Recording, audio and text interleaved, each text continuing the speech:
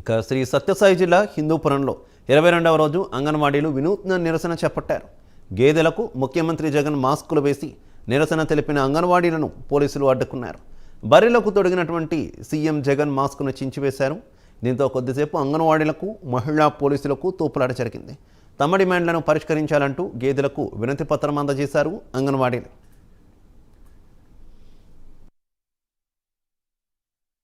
అంగన్వాడీ సమ్మె 22 రోజులు అయినా కూడా ప్రభుత్వము ఏ మాత్రం కూడా స్పందించకుండా దున్నపోతుగా వ్యవహరిస్తా ఉంది.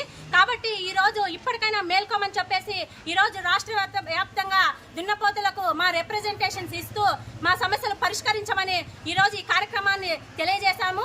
ఇప్పటికైనా మేల్కొని మా సమస్య పరిష్కరించాలి, లేదంటే రేపు 3వ తేదీ కలెక్టరేట్లను దిగ్బంధం చేస్తాము. మా పోరాటం తీవ్రంగా ఉంటుందని చెప్పేసి హెచ్చరిస్తున్నాము.